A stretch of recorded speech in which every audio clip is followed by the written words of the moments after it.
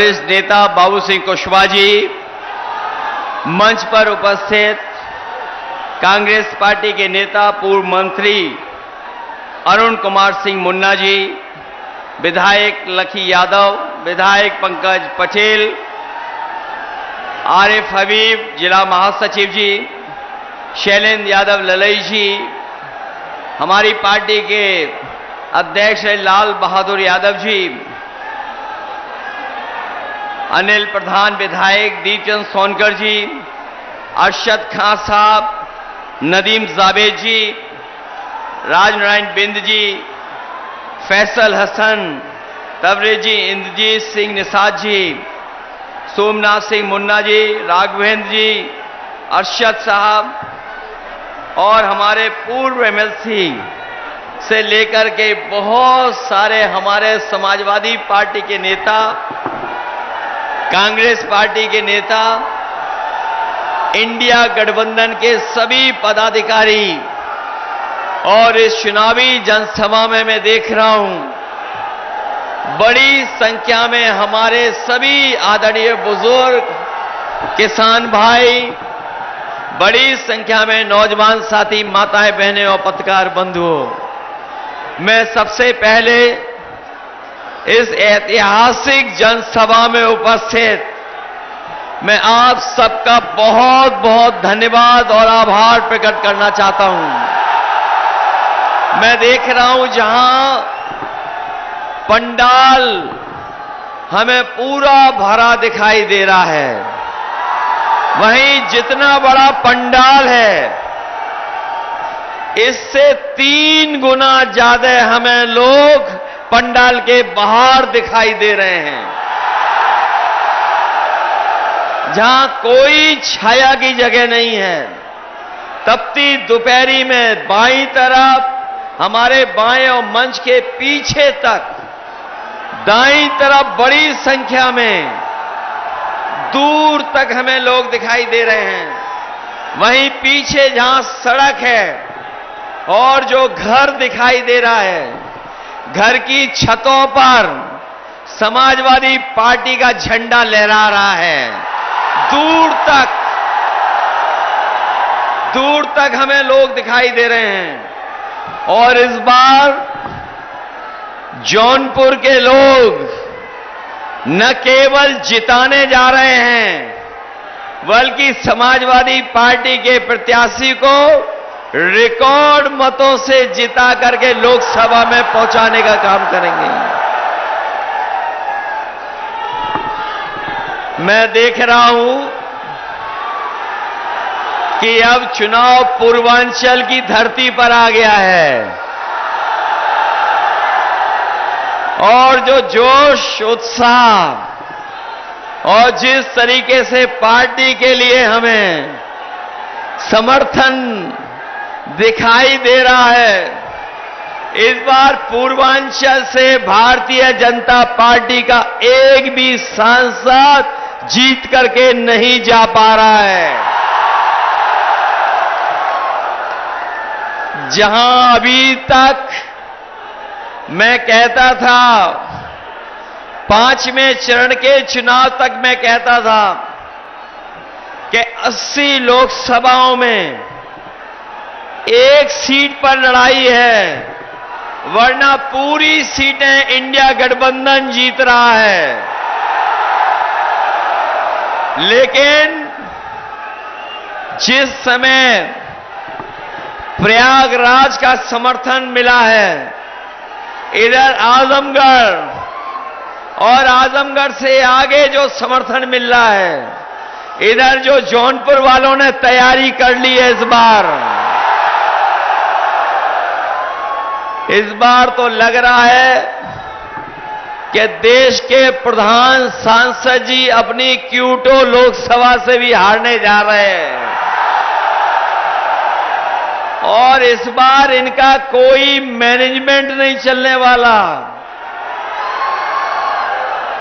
जो मैनेजमेंट कर रहे हैं, दिल्ली से बुला करके सब लोगों को मिलकर के मैनेजमेंट कर रहे हैं, लेकिन जो जानकारी मिल रही है इनके अपने लोग ही इनको हरा रहे हैं। जो लोग 400 पार का नारा दे रहे थे, 400 पार के नारा देने वाले 400 हारने जा रहे हैं। यहां तो सब पढ़े लिखे लोग हैं। अगर कोई 400 पार नारा देगा तो इसका मतलब यह हुआ, अगर 400 पार का नारा किसी ने दिया है तो उसका मतलब यह हुआ है कि कुल लोकसभा की जो सीटें हैं 543, 543, और अगर 400 पार की जीतने वाले हैं तो बताओ कितनी सीटें बनती हैं? केवल 143 सीटें बनती हैं।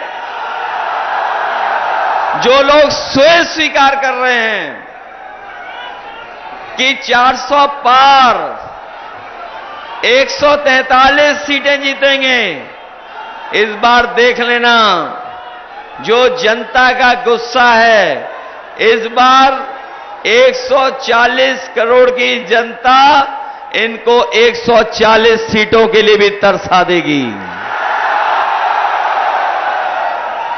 और जो गुस्सा बढ़ता जा रहा है, जो गुस्सा बढ़ रहा है इस बार जनता का, ये अभी तो 5 ही चरण खत्म हुए हैं। अभी जनता ने 6वें चरण का फैसला और 7वें चरण का नहीं लिया हुआ है। देख लेना आप, जब 7वें चरण में चुनाव होगा तो जनता का गुस्सा भी 7वें आसमान पर पहुंच जाएगा। इनका इस बार सफाया होने जा रहा है। ये वही भारतीय जनता पार्टी के लोग हैं जिन्होंने कहा किसानों की आय दोगुनी कर देंगे। हमारे किसान भाई और गांवों में रहने वाले लोग, खेती बाड़ी से जुड़े हुए लोग जानते होंगे, पिछले 10 साल की सरकार में हमारे किसान की आय दोगुनी नहीं हुई, बल्कि लागत बढ़ा दी, लागत। और लागत बढ़ने से हमारा किसान तो संकट में चला ही गया, वहीं महंगाई बढ़ा करके हमारे किसानों और गरीबों के ऊपर संकट पैदा किया। जो लोग कह रहे थे आय दोगुनी हो जाएगी, आज खेती बाड़ी करने वाला किसान गरीब घाटे में जाता जा रहा है। न केवल घाटे में जा रहा है, बल्कि उसने देखा कि जिस समय दिल्ली की सरकार ने फैसला लिया, इन्होंने बड़े बड़े उद्योगपतियों का तो कर्जा माफ कर दिया। जो बड़े संपन्न लोग थे, बड़े कारोबारी लोग, उनका 10 साल में 25 लाख करोड़ का कर्ज माफ कर दिया। और जब कानून बनाया तो कानून ये बनाया कि जिन लोगों का भी 5 करोड़ से ऊपर कर्ज है, उनका कर्ज माफ किया जाएगा। लेकिन हमारे किसानों का लाखों में कर्जा वो माफ नहीं किया गया। हम अपने किसान भाइयों को, गरीब भाइयों को कह के जा रहे हैं, इंडिया गठबंधन की सरकार बनने जा रही है। अपने किसानों का, गरीबों का पूरा कर्जा माफ करने का फैसला लिया जाएगा। न केवल कर्ज माफी का फैसला लिया जाएगा, उसके साथ साथ हमारे किसानों की फसल की कीमत मिले, उन्हें लाभकारी पैसा मिल जाए, उनकी फसल की कीमत मिल जाए। उसके लिए अगर हमें कानूनी अधिकार भी देना पड़ेगा एमएसपी को लागू करने के लिए, तो किसानों के लिए कानूनी अधिकार दिला करके उनकी फसलों की कीमत दिलाने का काम भी आने वाले समय में होगा। जहां किसान को संकट में डाल दिया, वहीं हमारा बेरोजगार नौजवान जानता होगा इस सरकार ने उसके भविष्य के साथ खिलवाड़ की है और ऐसी खिलवाड़ हुई है जिसकी कोई कल्पना नहीं कर सकता था। हमारे युवाओं का, नौजवानों का इन्होंने सपने तोड़ दिए। ये मेहनत कर करके, परीक्षा दे करके नौकरी करना चाहते थे, लेकिन पिछले उत्तर प्रदेश की जितनी भी परीक्षाएं हुई हैं, हर परीक्षा का पेपर लीक करा दिया और पेपर लीक का परिणाम यह हुआ कि सरकार को सभी परीक्षाएं रद्द करनी पड़ गईं। ये हमारे नौजवान जानते होंगे जो तैयारी करके गए, एक परीक्षा रद्द नहीं हुई, सभी परीक्षाएं रद्द हो गईं। और अभी आखिरी में जो पुलिस भर्ती की नौकरी निकली थी, इस सरकार ने तैयारी की और कहा कि सबसे बड़ी भर्ती पुलिस की करा के दिखाएंगे। 2 दिन परीक्षा लिखाई गई और यह भरोसा दिलाया था युवाओं को, नौजवानों को कि पूरा का पूरा इंतजाम है, सुरक्षित परीक्षा होगी। लेकिन जब नौजवान परीक्षा देकर के घर लौटा तो पता लगा पुलिस की भर्ती वाला भी पेपर लीक हो गया। सब पेपर लीक हुए सरकार में, सब पेपर जानबूझ करके लीक कराए गए हैं। याद रखना नौजवान साथियों, ये सरकार वो है जो अपना बुलडोजर तैयार करके रखती है। जब किसी को डराना होता है तो बुलडोजर लेकर के पहुंच जाते हैं, लेकिन जो पेपर लीक हुए हैं, किसी के ऊपर बुलडोजर नहीं चला, ना किसी का घर के ऊपर बुलडोजर चला, क्योंकि पेपर लीक नहीं हुए हैं। इस सरकार ने जानबूझ करके पेपर लीक कराया है जिससे उन्हें नौजवानों को नौकरी न देनी पड़े। याद रखना नौजवान साथियों, यह केवल नौकरी का सवाल नहीं है। आपके 10 साल में 1/3 जीवन बर्बाद करने का काम इस भारतीय जनता पार्टी ने किया है। 1/3 जीवन। और यही पूर्वांचल का नौजवान सबसे ज्यादा फौज के लिए तैयारी करता था। फौज में भर्ती के लिए अपनी सड़कों से लेकर के ग्राउंड और मैदानों में तैयारी करता था और वो सोचता था कि फौज में भर्ती हो जाएगी, उसको पक्की नौकरी मिल जाएगी, देश की रक्षा करने का उसे मौका मिल जाएगा।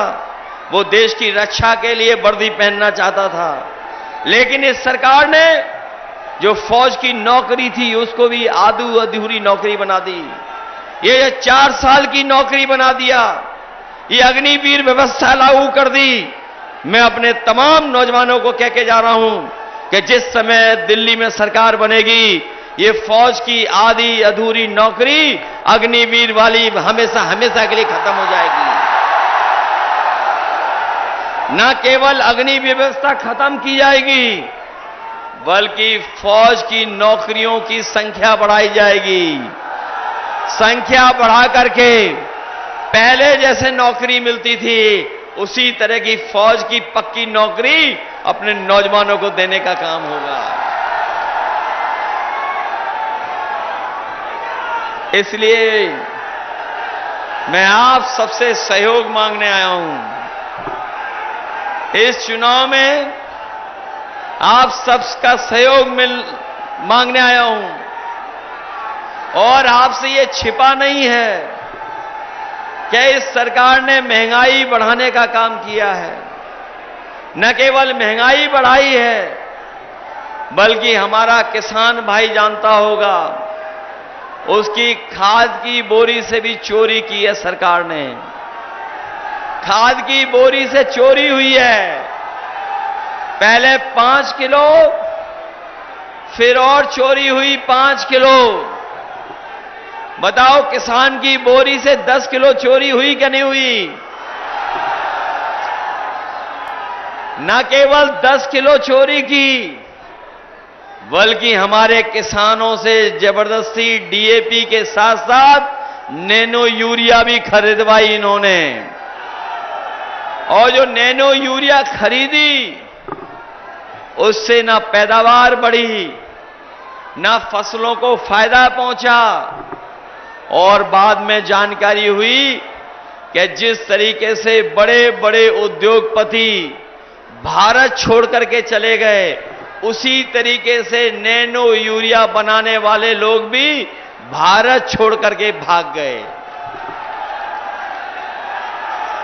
और जो महंगाई बढ़ी है, वो महंगाई की कोई कल्पना नहीं कर सकता है। ये महंगाई जो बढ़ी है, इनके अपने लोगों के मुनाफा की वजह से महंगाई बढ़ी है। जहां इन्होंने डीजल पेट्रोल महंगा कर दिया, वहीं हमारा नौजवान भी जानता होगा उसकी मोटरसाइकिल भी महंगी हो गई। पहले मोटरसाइकिल 50,000 की कीमत के आसपास आती थी, आज बताओ कितने रुपए की मोटरसाइकिल आ रही है? 1 लाख पार हो गई कि नहीं हो गई? और जब कभी आप बाजार जाते होगे, बुखार की दवाई, पेट की दवाई या सामान्य दवाइयां लेने जाते होगे, बताओ दवाइयां महंगी हो गई कि नहीं हो गई? और पहले हमारा आपका बुखार, जो गोली खाते थे, डॉक्टर गोली देते थे, वो 500 mg की गोली में हमारा बुखार ठीक हो जाता था। लेकिन आजकल सुनने में आ रहा है 500 mg की गोली नहीं, डॉक्टर 650 mg की गोली दे रहे हैं, तब भी बुखार ठीक नहीं हो रहा है।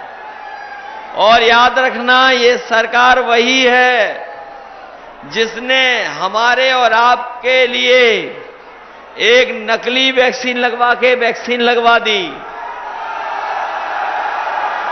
कोरोना के नाम पर सबको वैक्सीन लगवा दी। जो लोग नहीं लगाना चाहते थे, उनको भी जबरदस्ती लगवा दी। ये हमारे पुलिसकर्मी हैं, खाकी वर्दी पहनने वाले भाई, सहायक कर्मचारी हैं, इनको भी जबरदस्ती वैक्सीन लगवा दी। और वैक्सीन लग गई, उसके बाद आपको पता होगा कि अब ये जानकारी मिल रही है कि जिन जिन ने वैक्सीन लगवाई है, उनको जान का खतरा पैदा हो गया है, जान का खतरा है।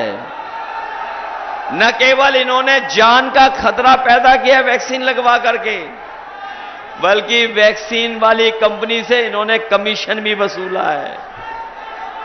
आपने पढ़ा होगा, देखा होगा कि इन्होंने इलेक्टोरल बॉन्ड के नाम पर सबसे चंदा वसूल लिया। किसी से 1000 करोड़, किसी से 600 करोड़, किसी से 400 करोड़। और जब से इलेक्टोरल बॉन्ड वाली बात जनता जान गई है, तब से भारतीय जनता पार्टी का बेड बच चुका है। बताओ, इन्होंने इलेक्टोरल बॉन्ड के नाम पर जानबूझ करके दबाव बना करके चंदा वसूला कि नहीं वसूला? और इलेक्टोरल बॉन्ड ने इनके भ्रष्टाचार की पोल खोल दी है।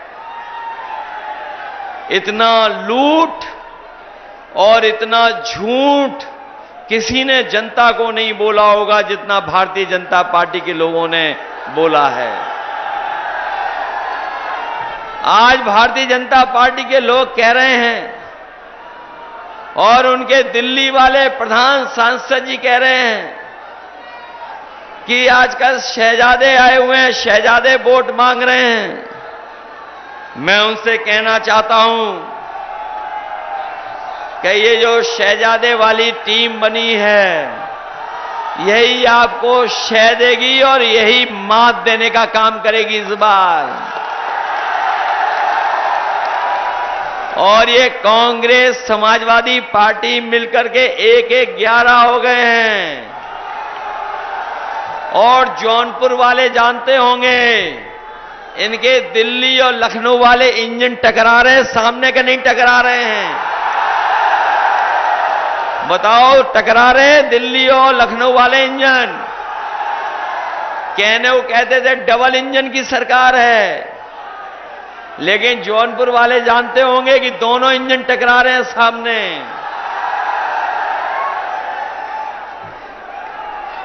इसलिए हम आपसे निवेदन करने आए हैं कि ये चुनाव केवल हमारे आपके भविष्य का चुनाव तो है ही, लेकिन आने वाली पीढ़ी के भविष्य का भी चुनाव है। ये चुनाव हमारे आपके भविष्य का तो है ही है, लेकिन ये चुनाव हमारे आने वाली पीढ़ी के चुनाव का भी है। जो लोग 400 पार कह रहे थे, उनके मन में था कि वो संविधान बदल देंगे,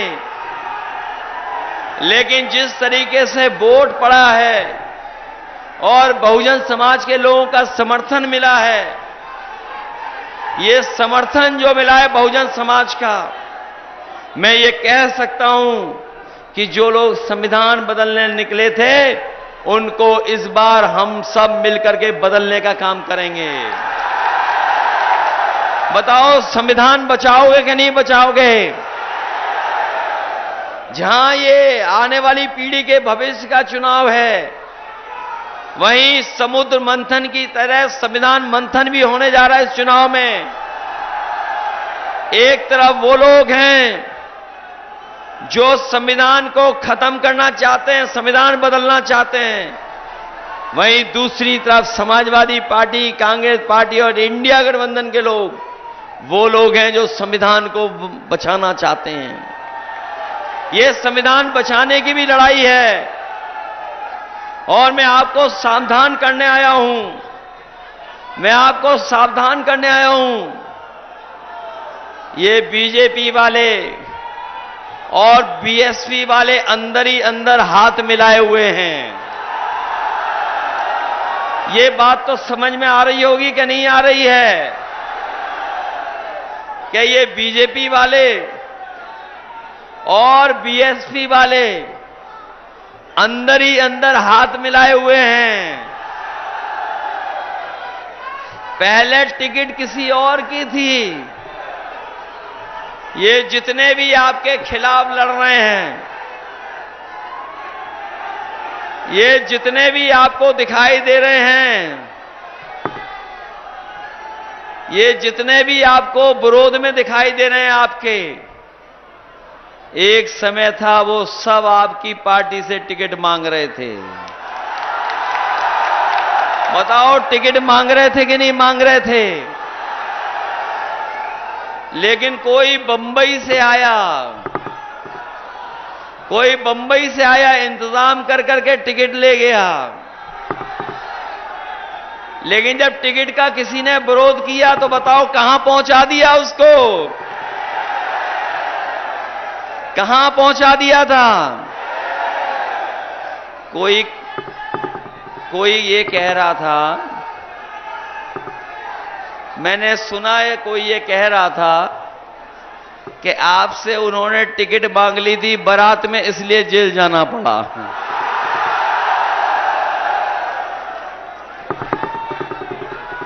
जेल गया कोई, और फिर जेल से बाहर आकर के क्या हो रहा है? बताओ, ये खेल हम लोगों को समझ में नहीं आता क्या? इसीलिए मैंने कहा कि बहुत सारे लोगों ने अंदर ही अंदर हाथ मिला रखा है। अगर कोई आपको धमका करके वोट लेगा तो डर तो नहीं जाओगे? कोई आपसे मिला जुला करके कुछ लालच दे करके वोट लेना चाहेगा, उसके लिए सावधान हो कि नहीं सावधान हो?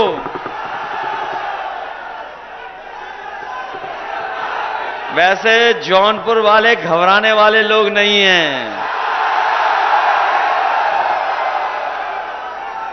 जो लोग बंबई से आए थे, मैं पहले चरण के चुनाव से देख रहा हूं, मैं पहले चरण के चुनाव से देख रहा हूं, जितने लोग बंबई से चुनाव लड़ने आए थे, उन सबने पहले ही अपनी बंबई जाने की टिकट बुक कर रखी थी। पहले चरण और दूसरे चरण में भी कोई आया था, दूसरे चरण में भी कोई आया था बंबई से, और जैसे ही चुनाव खत्म हुआ, वो सीधा बंबई वापस चला गया। ये बगल की लोकसभा थोड़ी दूर अमेठी, ये अमेठी की लोकसभा के बारे में भी आपको पता होगा, हमारे साथियों को पता होगा कि हमारी पार्टी में एक नेता थे, उनके नाम पर हमें और आपको कितना बदनाम किया गया। हमें आपको बदनाम भी किया, उस नेता पे झूठे मुकदमे लगा करके जेल भी भेज दिया। लेकिन जब वोट चाहिए था तो उस परिवार को मनाने मुख्यमंत्री सामने आ गए। ये अमेठी वाले के बारे में कह रहा हूं मैं आपको, और ये सावधान करना चाहता हूं कि राजनीति में कहां कौन धमका रहा है, कहां कौन मिला हुआ है। जब इन बीजेपी वालों को वोट चाहिए था तो प्रदेश के मुख्यमंत्री जी ने बुला करके, मना करके और भरोसा दिला करके कि आपके पति को हम जेल से छुड़वा देंगे, आप हमारी मदद कर दो।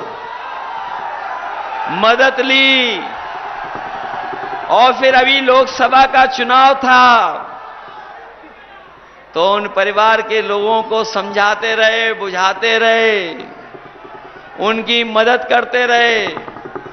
और इसलिए मदद करते रहे क्योंकि उन्हें चुनाव में वोट चाहिए था। वोट तो ले लिया लेकिन उनकी मदद नहीं होगी, मैं ये बताना चाहता हूं। यहां भी जो खेल चल रहा है जेल जाने का और जेल से बाहर आने का, ये केवल वोट के लिए हो रहा है और कोई दूसरी बात नहीं है। और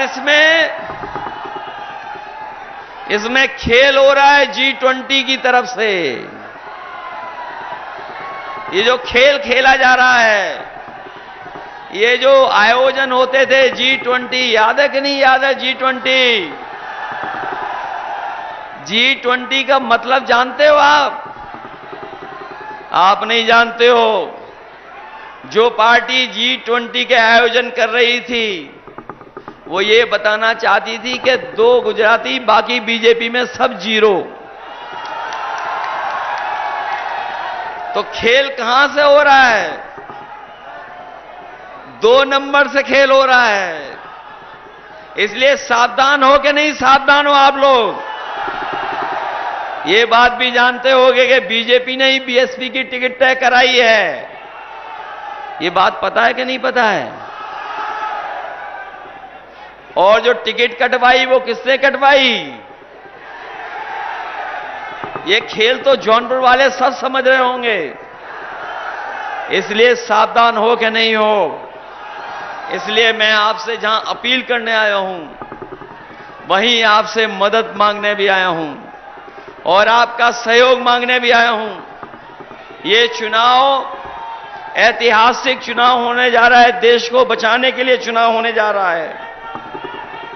ये देश का ऐतिहासिक चुनाव है और जब से हम लोगों ने पीडीए परिवार को बढ़ाना शुरू किया है, जब से पीडीए परिवार हम लोगों ने बढ़ाना शुरू किया है, ये भारतीय जनता पार्टी के लोग घबराए हुए हैं। ये घबरा गए हैं। पी फॉर पीडीए है और पी फॉर पूर्वांचल भी है। इस बार पूर्वांचल पूरा का पूरा पीडीए परिवार को साथ लेकर के चलने का काम कर रहा है। इनका इस बार पूर्वांचल के लोग ही विदाई करने जा रहे हैं। ये बीजेपी के लोगों का स्वागत तो हुआ था 2014 में, लेकिन इस बार उत्तर प्रदेश के लोगों ने विदाई की भी बहुत बढ़िया तैयारी की हुई है, बड़ी धूमधाम से इनकी तैयारी की है। बताओ इनकी विदाई करोगे कि नहीं करोगे?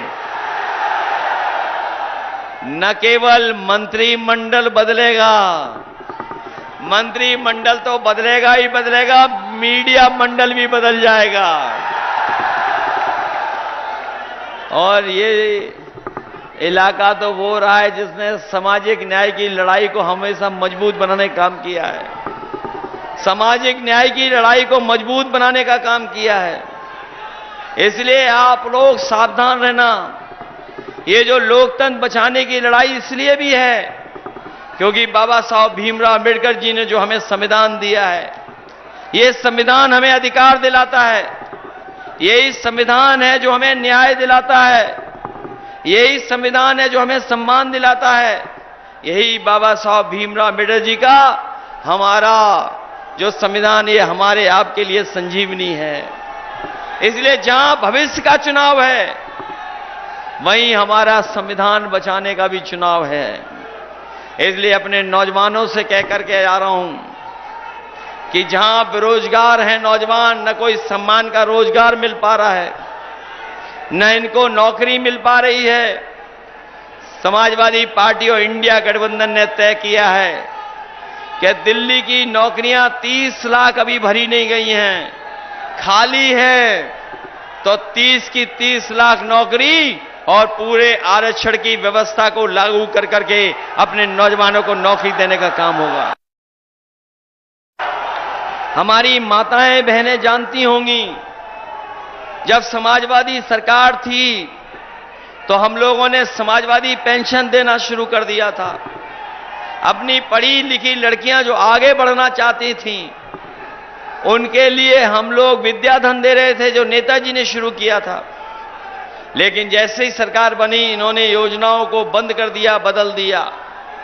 इसलिए अपनी गरीब माताएं बहनों को कह के जा रहे हैं कि इंडिया गठबंधन समाजवादी पार्टी ने तय किया है कि 4 जून के बाद जब सरकार बनेगी तो अपनी गरीब परिवार की महिलाओं को 1 लाख रुपया उनके अकाउंट में पहुंचाने का काम होगा।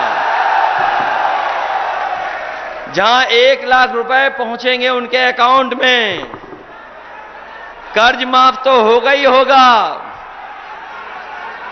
और उसके साथ साथ फौज की भर्ती की संख्या भी बढ़ा करके अपने नौजवानों को पक्की नौकरी और पक्की वर्दी पहनने का मौका दिया जाएगा। जब समाजवादी सरकार थी तो एम्बुलेंस चल रही थी, एम्बुलेंस की व्यवस्था की थी, गर्भवती माताएं बहनों के लिए भी फ्री और अपने गरीबों के लिए भी फ्री, गांव में सेवा करने के लिए। लेकिन जैसे ही समाजवादी सरकार गई, इन्होंने हमारे गरीबों की एम्बुलेंस भी खराब कर दी। अब फोन मिलाते हैं तो एम्बुलेंस कब आएगी इसका कोई पता नहीं, और अगर अस्पताल लेके भी पहुंच गई एम्बुलेंस तो अस्पताल में इलाज नहीं मिल पा रहा है। जो समाजवादियों ने मेडिकल कॉलेज दिया था जौनपुर को, वो बताओ बर्बाद कर दिया कि नहीं कर दिया? न केवल बर्बाद कर दिया, बल्कि वैसा ही का वैसा नया खंडर बना खड़ा हुआ है, उसके अंदर किसी का इलाज नहीं हो पा रहा है। 100 नंबर की गाड़ी दी थी हम लोगों ने पुलिस को, जिससे पुलिस सही समय पर पहुंच जाए और हमारी मदद करे जाकर के। लेकिन जब से सरकार गई, हमारे जो लखनऊ वाले उल्टे पुल्टे मुख्यमंत्री हैं, उन्होंने 100 नंबर को 112 कर दिया। जब से नंबर बढ़ा 100 से 112, हमारे पुलिस के भाइयों को भी लगा कि उन्हें भी अपना रेट बढ़ा देना चाहिए। और सुनने में यहां तक आ रहा है कि जब 100 नंबर मिला करके बुलाते हो आप, तो मदद नहीं करते हैं, दोनों पक्षों से पैसा वसूल लेते हैं। बताओ, इनकी सरकार में अपमानित होना पड़ा कि नहीं अपमानित होना पड़ा? हमारे और आपके खिलाफ के झूठे मुकदमे लगे कि नहीं मिले? और ये जिला तो वो है जहां पर कई ऐसे नौजवान जो हमारे बहादुर नौजवान थे, उनके साथ पुलिस ने उनकी जान लेने का काम किया था, एनकाउंटर करने का काम किया था। हम समाजवादी लोग भूले नहीं हैं। अभी तो कानून ने सजा दी है उनको। कानून से सजा पाए हैं, लेकिन ऐसे तमाम दोषी लोग जिन्होंने अन्याय किया है, उत्पीड़न किया है और गरीबों पर बुलडोजर चलाया है, सरकार आने पर बुलडोजर का ड्राइवर बदल जाएगा, उनके खिलाफ भी कार्रवाई होगी। और अपने हम खाकी वर्दी पहनने वाले भाइयों को सावधान करना चाहते हैं। अभी तो फौज की नौकरी 4 साल की हुई है, अभी तो फौज की नौकरी 4 साल की हो गई, और अगर बीजेपी की सरकार आ गई तो इनकी भी नौकरी 3 साल की हो जाएगी। ये कहते हैं कि कैसे हो जाएगी 3 साल की नौकरी? तो मैं उनसे कहता हूं, क्या आपको पता था कि अग्निवीर की नौकरी 4 साल की हो जाएगी? क्या आपको पता था कि हवाई अड्डे बेच दिए जाएंगे? क्या आपको पता था रेल बेच दी जाएगी, रेलवे स्टेशन बेच दिए जाएंगे? क्या आपको पता था कि सरकारी नौकरियां संविदा पे हो जाएंगी? क्या आपको पता था कि आधी रात ही नोटबंदी हो जाएगी? तो जब ये नहीं पता था तो 4 साल की उनकी नौकरी हुई, 3 साल आपकी भी नौकरी हो जाएगी। इसलिए जहां हम औरों को सावधान कर रहे हैं, ये लोग भी सावधान कर रहे हैं, इनको भी। इसलिए आपसे हम अपना विशेष अपील करेंगे। ये जो अपील हम करना चाहते हैं आपसे, बताओ जौनपुर वालों, हम दोनों लोकसभा मान लें कि जीत गए कि नहीं जीते? ऐसा तो नहीं है कि अगर हम मान लें जीता हुआ और आपको बूथ पे रोकें तो आप रुक तो नहीं जाओगे? आपको सब रास्ते पता है कि कैसे वोट डालना है, बूथ पे पहुंच जाओगे आप लोग। और अगर आपको डराया और धमकाया गया तो मैंने सुना है कि प्रधानों को चुपचाप बुला करके लालच देके और डराया धमकाया जा रहा है।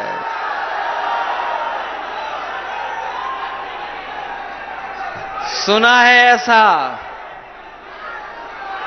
क्या ये सच्चाई है? लेकिन हम जानते हैं समाजवादी लोग कभी घबराने वाले नहीं है, डरने वाले नहीं हैं। इसलिए आप अपनी बूथ की रक्षा करोगे आप लोग। ये बूथ की रक्षा करने का मतलब कि आप संविधान की रक्षा के लिए आप निकल पड़े हो। इसलिए हम आप सबसे निवेदन करना चाहते हैं, सब लोग मिलकर के मदद करना और इंडिया गठबंधन की सरकार बनवा देना। सरकार बनेगी इंडिया गठबंधन की। जो लोग कह रहे थे अच्छे दिन आएंगे, वो अच्छे दिन तो आए नहीं। कम से कम हमारे आपके लिए खुशियों के दिन तो आ जाएं, 4 जून के दिन।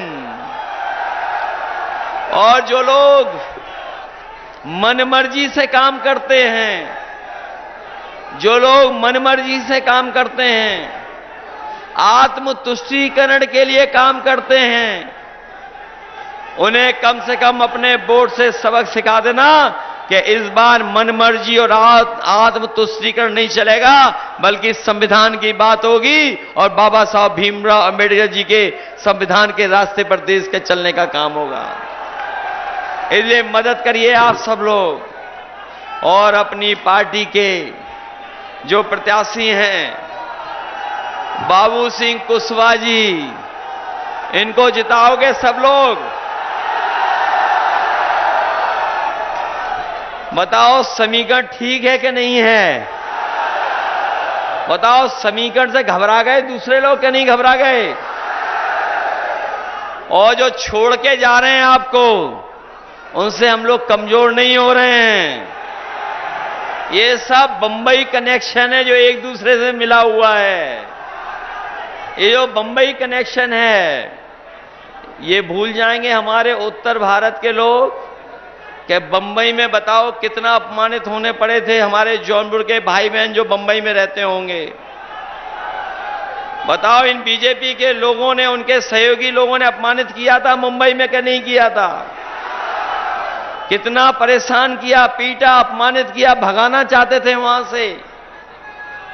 न केवल भगाना चाहते थे, बल्कि आपको याद होगा जब कोरोना के समय पर जो लोग परेशानी और तकलीफ में थे, सबसे ज्यादा पैदल चल करके अपने साधनों से अपने आप जो चल करके आए थे वो हमारे पूर्वांचल के ही भाई बहन थे, कहीं और के लोग नहीं थे। सबसे ज्यादा कोरोना के समय पर पैदल पैदल चल करके आए थे।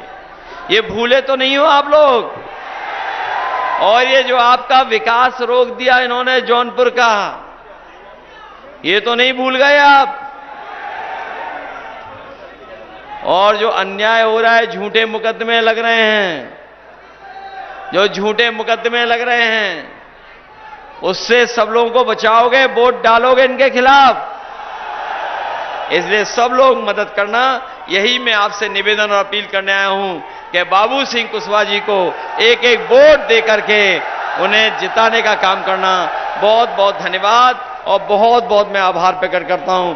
मुझे पूरा भरोसा है कि जब वोट पड़ेगा तो समाजवादी पार्टी यहां से जीत करके जाएगी। साइकिल चुनाव चिन्ह यहां से जीत करके जाएगा, और जब जीत करके हम लोग जाएंगे तो खुशियां भी मनाएंगे और हम और आप लोग मिलकर के जौनपुर की इमरती भी खाएंगे।